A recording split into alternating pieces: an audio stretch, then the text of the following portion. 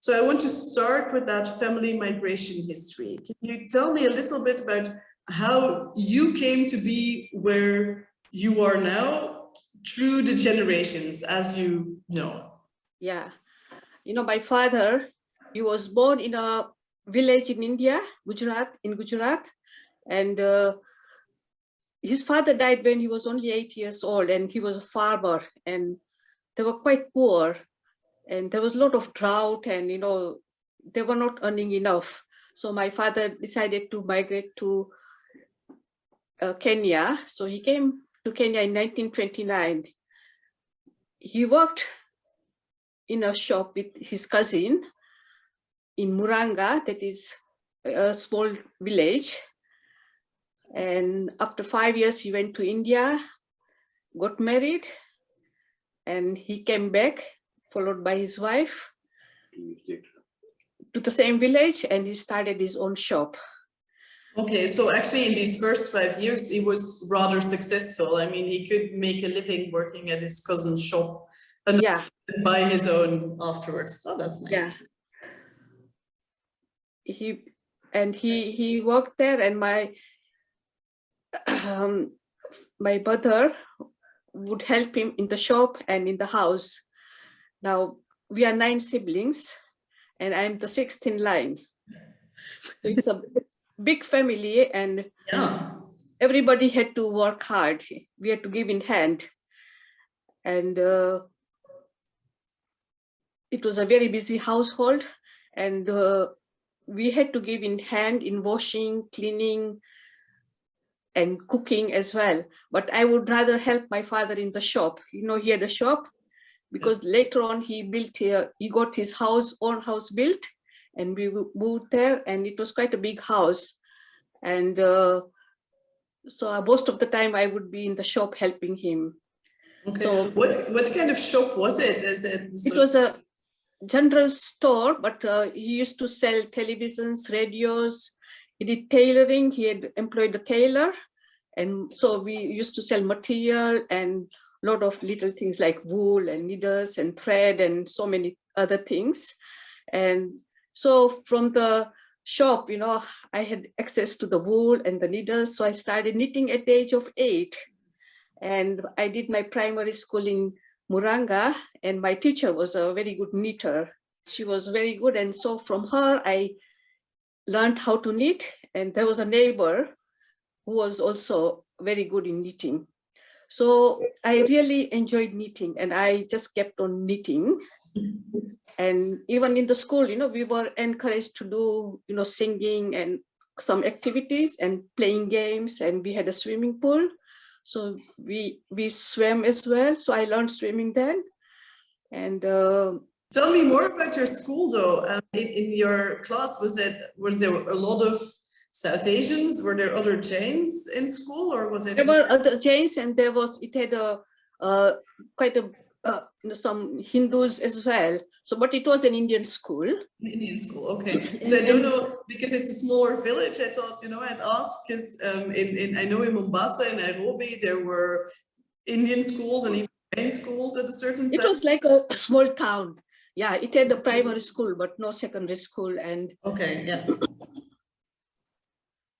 And my mother was very fond of singing. She would be singing all the time, and she was very, she was a stone Jain, and she followed the rituals and the fasting and all those things, besides all the other work.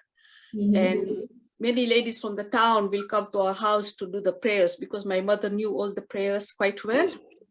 And did you ever talk to your mom about this, like how she knew?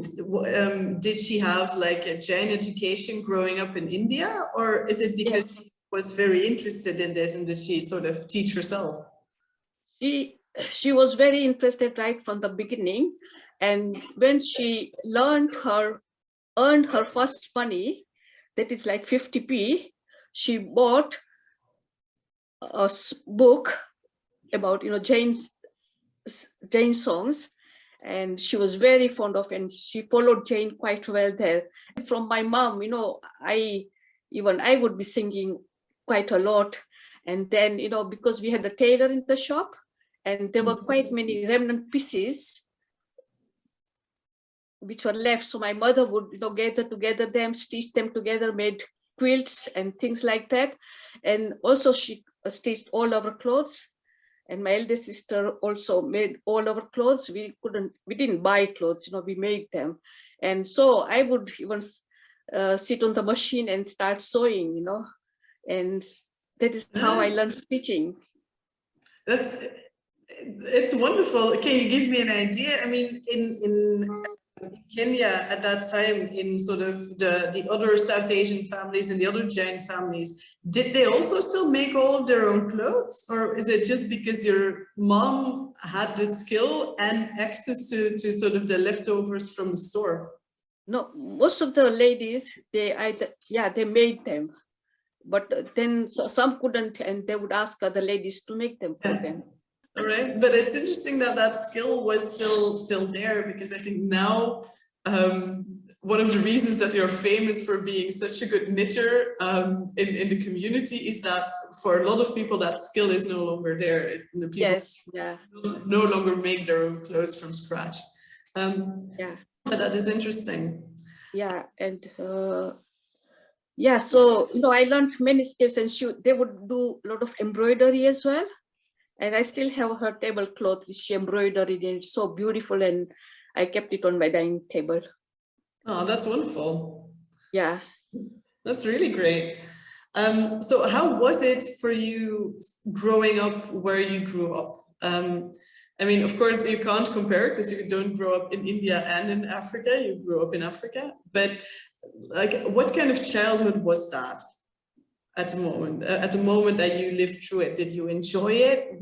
Oh yeah, we thoroughly enjoyed it, and because there were forests just after, and we would go into the forest and river, and there was a water mill there, and we would do a lot of picnics, and there was a lot of outings from there. And all the girls, we would our age, we would just after school, we would just play and, different games at the back of our house. And it was a lively place, and we thoroughly enjoyed it. And there were a lot of activities like, dancing. Whenever the festivals come, we celebrate all the Hindus and Jain festivals together in the town. And it was very active and, full of life. It sounds good. So when you say we celebrated all the festivals, both Hindu and Jain, so what infrastructure was there in this town you lived in? Was there a temple, either Hindu or? There was a community hall. There was a community hall. So the main function, when the main festivals come, they would be celebrated there, or the main dinners, and they'll take place there. Okay, and so we had a community hall. Yeah, so that's a hall for the South Asian community, or was it more specific? It was our Jain Oshwal community. Oshwal, okay, yes. Oshwal. But others could use it as well. Other communities use it as well. You said that there was no sort of private secondary school. Yes, yeah.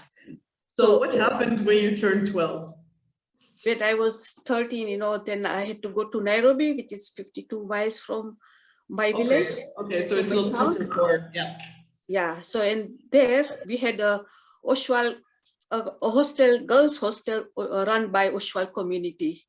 Yeah. It was only for the Oshwals. Yeah. So I stayed there for 4 years and went to Duchess of Gloucester School for my A-levels. Then in the hostel, it was quite strict, and we couldn't go out at all except on Saturday afternoons for 3 hours to see our friends or do shopping. But it taught us many things, it really disciplined us how to be kind to each other, and we had to help in the cooking as well. And we did many variety shows. Okay. And every year during Easter time, we would prepare shows and go to nearby towns like Eldoret, Mombasa, Thika, and perform them. Oh, but that's nice to hear, because even as they were quite strict and you're not allowed to go out except for Saturdays, sort of you were allowed to sort of put together these programs and then travel. Travel yeah, we traveled together, you know, and we were looked after well. So would you then tour the other Oshawa community halls in these in these, or was it also? We have strong Oshawa communities all over, and the halls and everything, many facilities, and they would, you know, we would stay in their towns, you know, for 3-4 days and do all the performances, and they will take us around and all those things.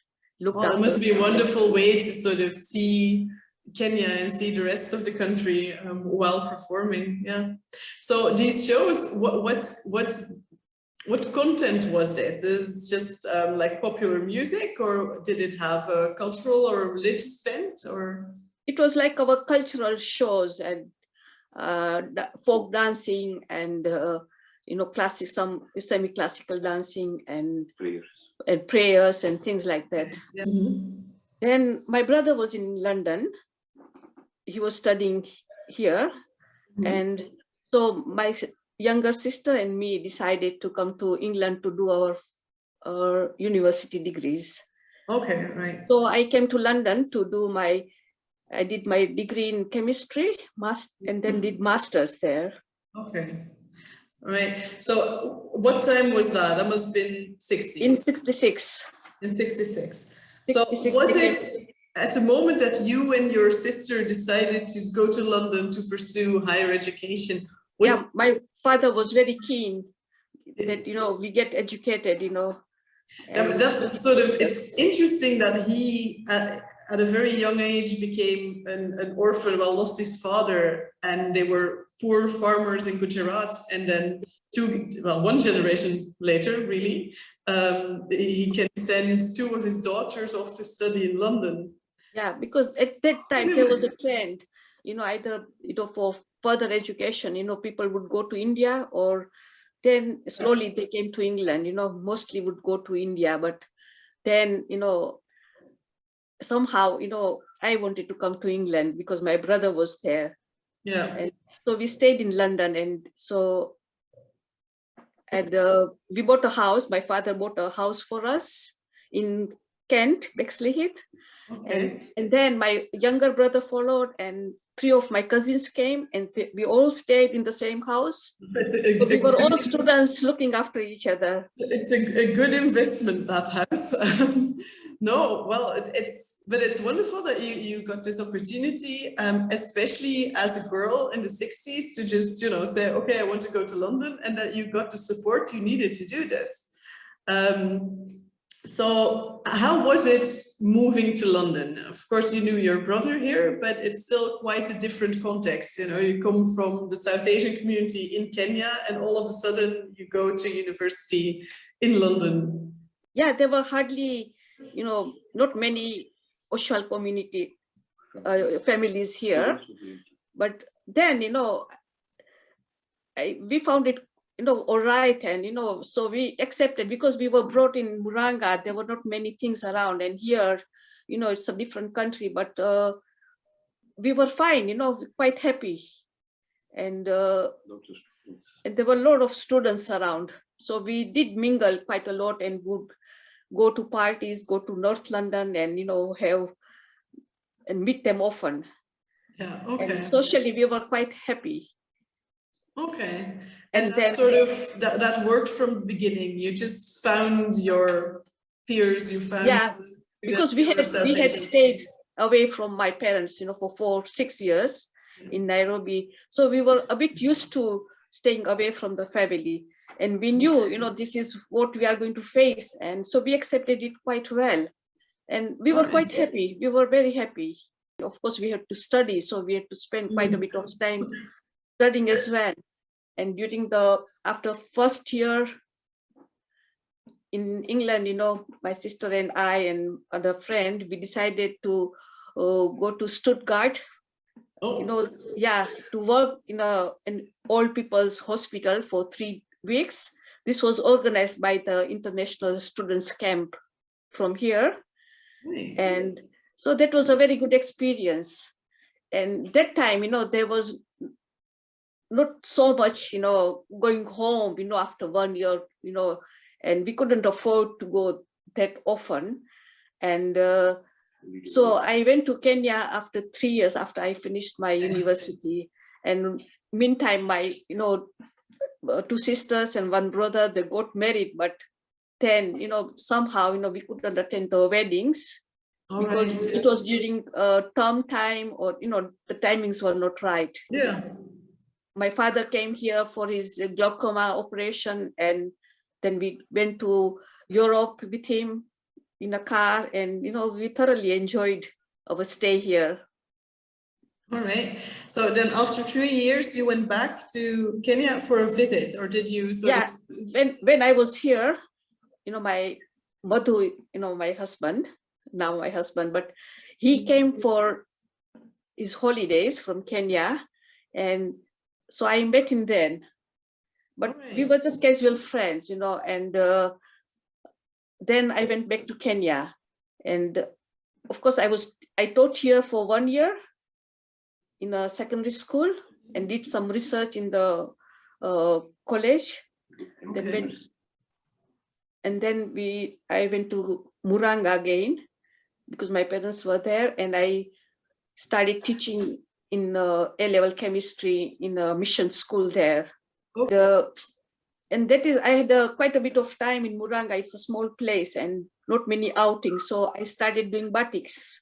That is how I learned from the book, followed the book and followed the instructions, and I did batik. And I met Madhu again in 72 April, when I went for a short course in stitching during April holidays. And when I met him, at once, something told me, he's the one for me. Yeah. And then we got engaged. I proposed to him, and we got engaged and married.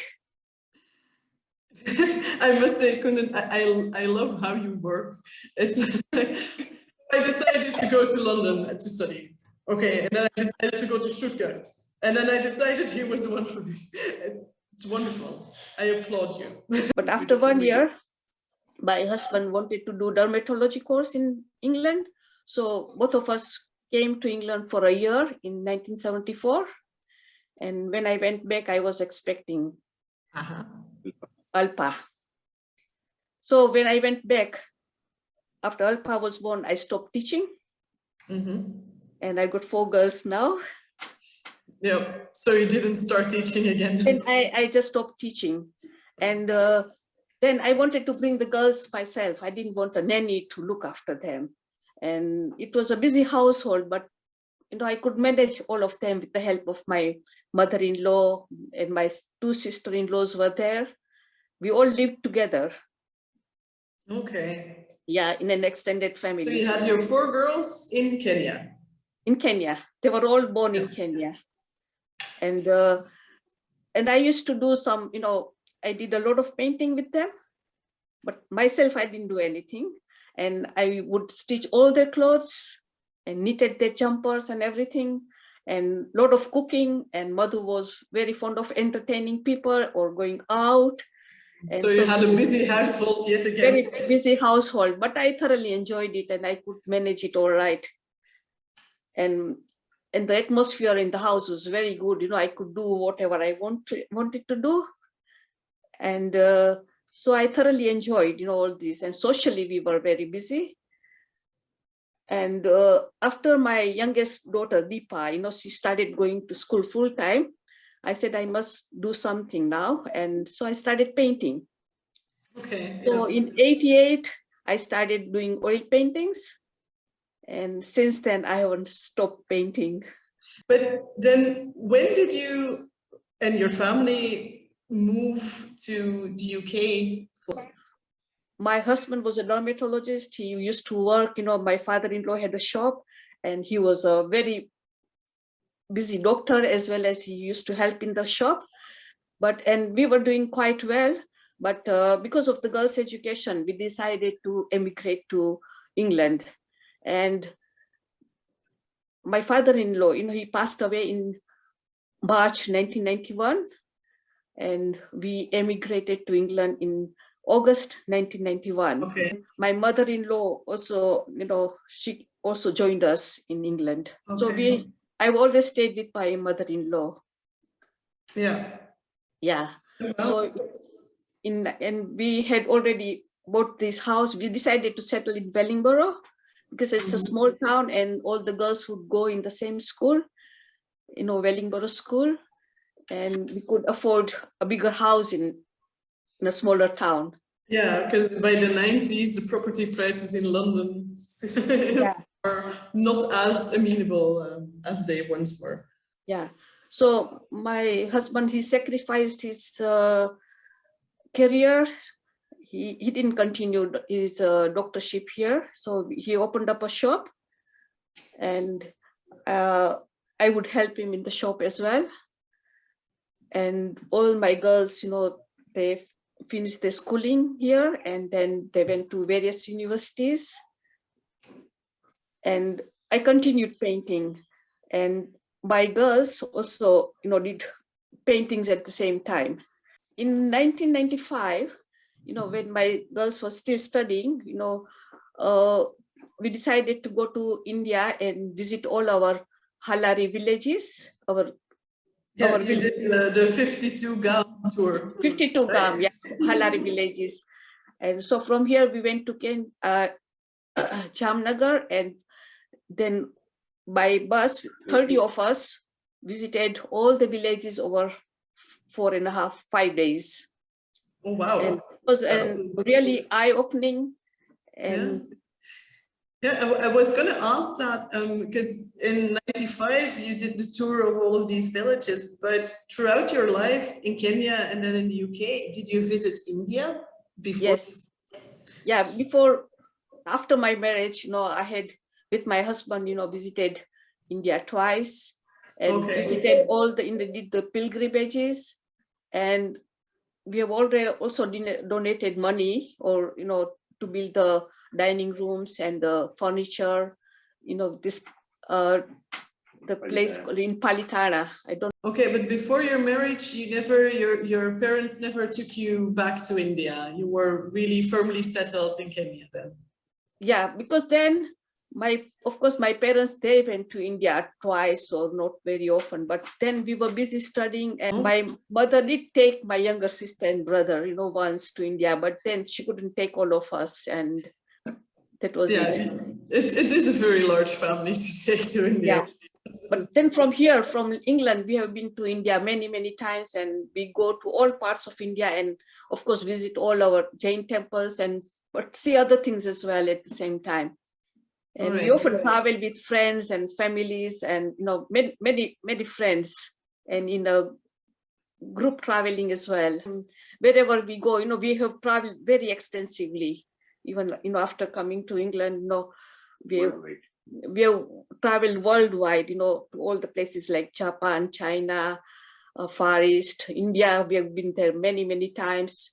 Europe, we always travel with friends in Cosmos tours, or even just 5-6 of us in a car, and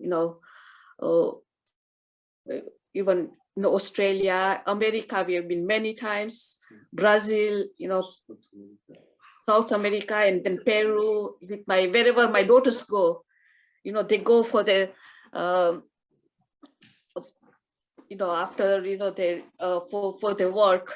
We always follow them, and we spend time with them. Like 3 of my daughters went to New Zealand, so we went there and traveled with them.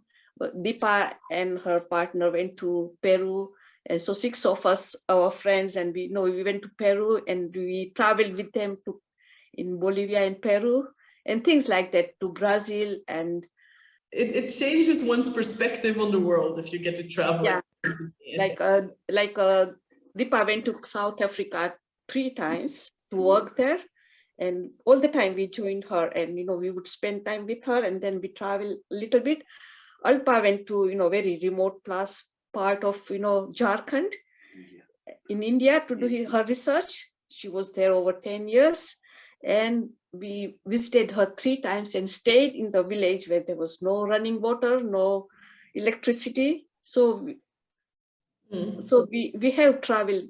Yeah, we try to see them wherever they are, and So throughout all of that, if you look at your life and then your situation, but also your parents who came from India to Africa, what role do you think this double migration from India to Africa and then onwards to the UK, what role does it still play?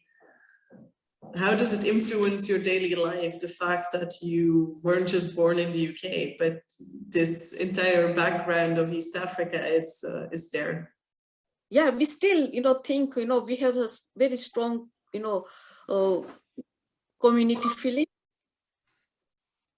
And we try to socialize with them and then attend our functions, Jain functions and all those things.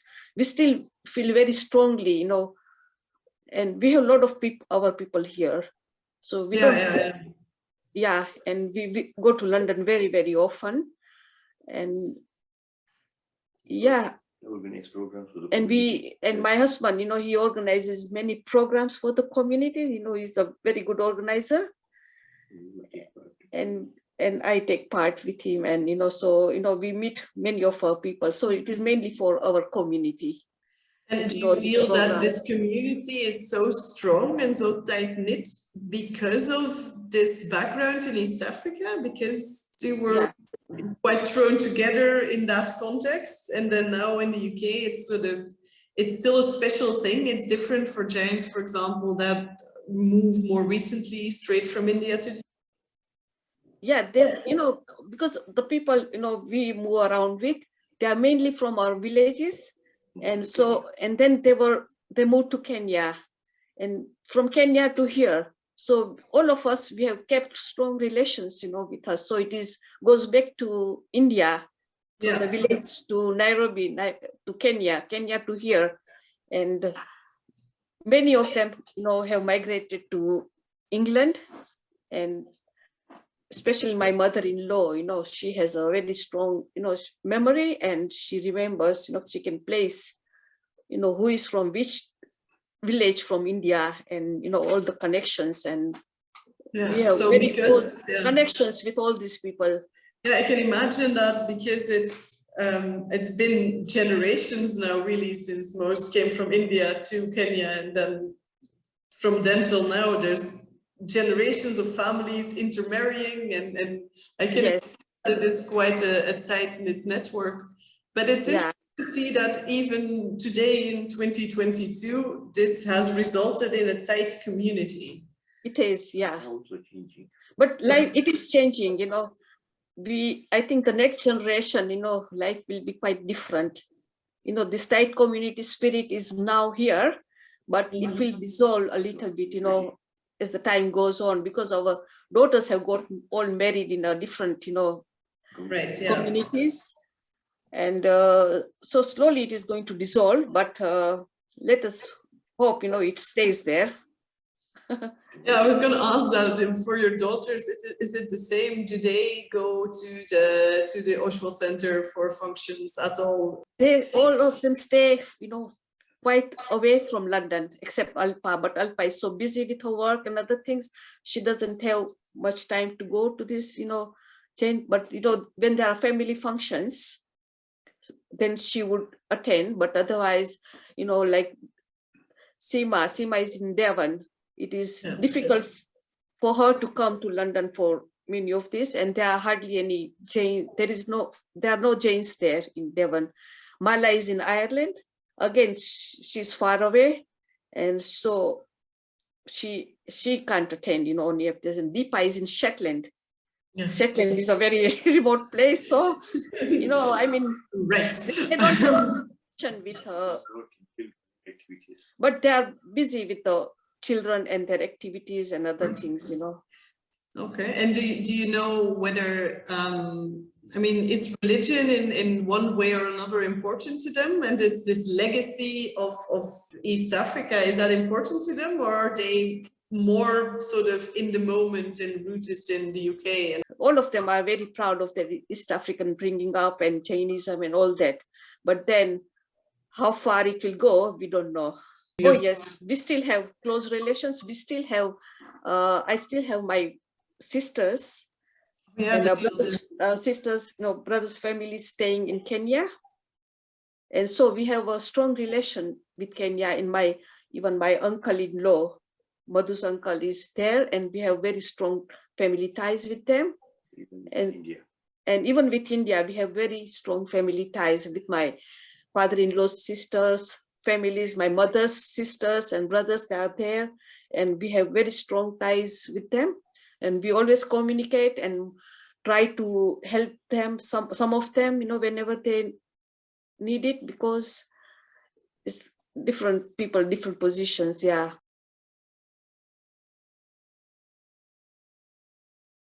You said you donated to Palitana and other places as well. Could you sort of throughout your life in Kenya, but also in the UK, and also just personally when you now visit India, could you talk me through what role religion has played for you, what you did, whether you went to temples, what does it mean for you? Yeah, we have donated quite a bit of money to the our Jain community halls in Nairobi and even in Palitana and other places. But more to families. And more to families. Our families, some of our families in India have been quite poor, and to start off them with business or something, my husband has done quite a bit of donations, and is still helping them out financially. And I like singing, so I would sing Jain prayers, that is a long prayer, we call Shanti, and people do like it. And I sing all our Jain songs, and I often get chance to sing them during funeral times or when somebody has died or during festivals. Was that always the case, that sort of singing was your main engagement with religion, and then later on donations? Yeah, donations came alongside, but singing was always my passion. I always liked singing, and even, we traveled quite widely in Kenya with the girls and with our friends, because we had a big one, like minibus, 12-seater bus car, and we would invite our, with our friends and our family, we would travel to national parks and game reserves and to Mombasa and other parts of Kenya. And on the way, we'll be singing all the time. But it may not be Jain singing, but any, the girls loved singing and we all loved singing, and so non-stop singing on the way. That's wondrous. In Nairobi, did you go to the temple regularly as well, or not so much? Yeah, during festivals and things like that. Not every day, but during festivals, we would visit the temple. And we had our Derasa, which opened in 1984 and in Nairobi, and my husband played a big part in in the opening ceremony. Yeah. And I was helping him behind the stage because I had 4 girls, all little girls to look after, so I couldn't take much part, but then I would help him, but he was the main organizer for the food part. That's a very important part. Oh no. It took over 9 days, and about at the end, on the last day, 10,000 people ate, and he was organizing how the sitting of the 10,000. Yeah. That is roughly the equivalent of all Jains in Kenya at that time, right? Yeah, and many people came from India and other places. Yeah. Wow. Okay. So the opening of the temple in Nairobi, was that a big deal for the community? It was a very big deal. It's such a fantastic place, and everybody was so overjoyed, and yeah, it was a very, very big deal, and everybody's so happy it has been there. Okay. So did that change sort of the way the community dealt with religion? Did they, for example, then have more Pachala classes, were more activities? No, they were already there. Pachalas were already there. It was already there. It didn't change much.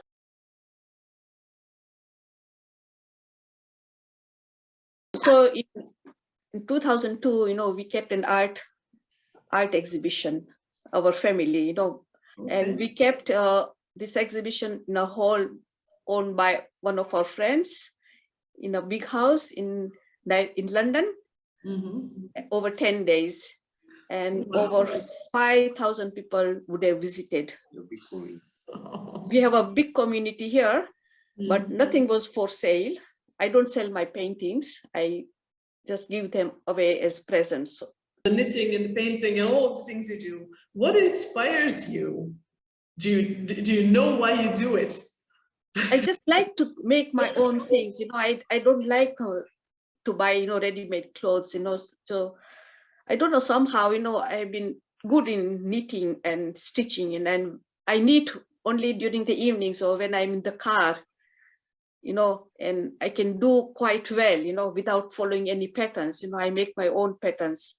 Even in stitching, I make my own patterns, and I've been doing it for years and years, and it just follows. And my youngest girl, Deepa, she has followed my footsteps, and she knits and she makes all her dresses and her shirts and her husband's shirts and a lot of craft work as well.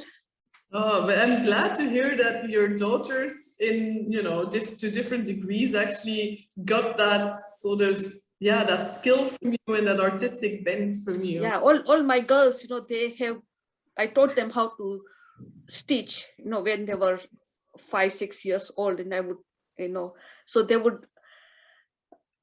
they know how to stitch, but because they don't have much time, like Alpa is so busy, and others, Mala is very busy, with 3 kids and, work and everything, Seema and everybody, they're so busy, they don't get time, but they know how to stitch. And so we have made all our curtains in the houses,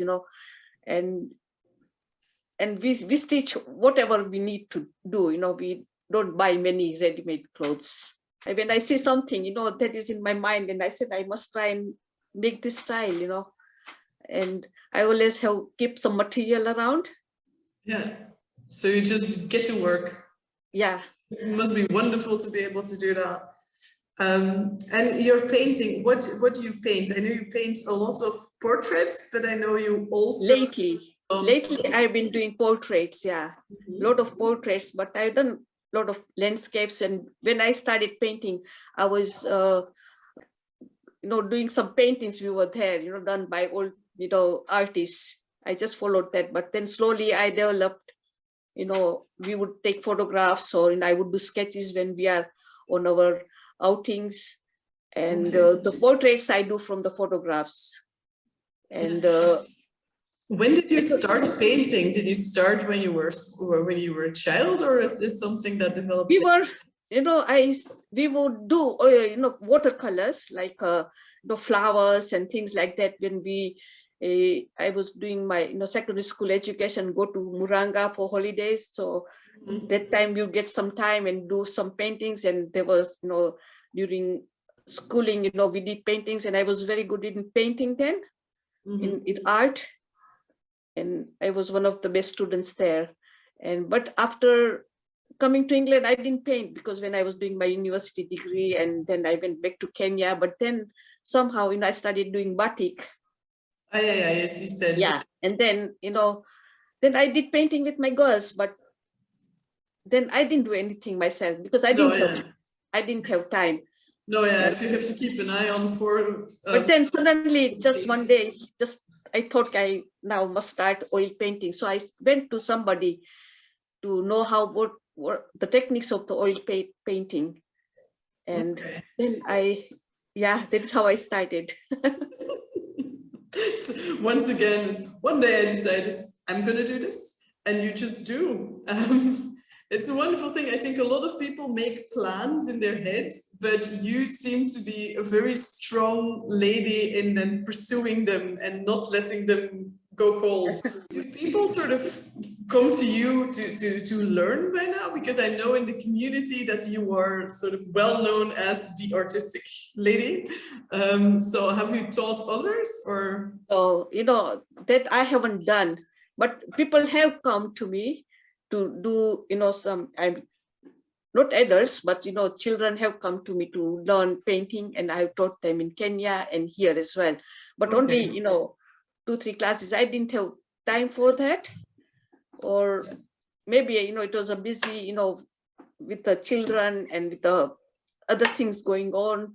And my husband is very active, and so to follow him as well, and it was not easy to run classes, or people were asking me, why don't you run classes and this, but I couldn't do that. I did pottery there, and I've done a lot of Jain sculptures, and of course other deities, Hindu sculptures and water features and pots and so many other things.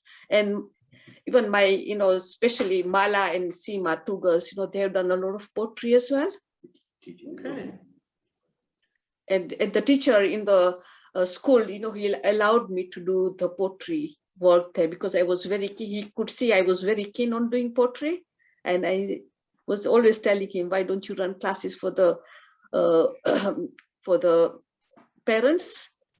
But he said, you can join my A-level classes, the extra classes they can have with it. And That's then nice. I went mad and did quite many things. I would bring the clay at home and build all the sculptures at home. But somehow I just enjoyed doing it, and I thoroughly enjoyed doing it. Yeah.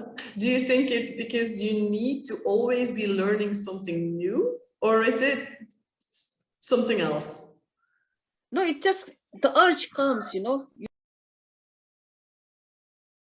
I have a lot of support from my husband, from my daughters, and from the family around. And the atmosphere is so, I have all the freedom to do whatever I want. There is no tension. And I think because the atmosphere is so good, and because of that, my mind is free to do whatever it wants to do. And That's that helps me. wonderful. It's the family around me, which is, helping me a lot, doing all this, all the encouragement I get from them. And, I think that is very important, because if there is some restriction of, some pressure of doing other things, or, money wise or anything, I have the freedom of everything, my mind is at peace, and I can do things whatever I want to do. I think that's very important. Yeah, I think it's a good reminder to everyone that if, like you said, because the atmosphere is good and you're supported, your mind is free to do these things and do creative things and learn new stuff and start new projects. And that is really important, and look how far it got you. And I'm sure that same atmosphere also really helped your 4 daughters in their career. Yeah, it does. And the appreciation, from the people, it really helps you and, pushes you.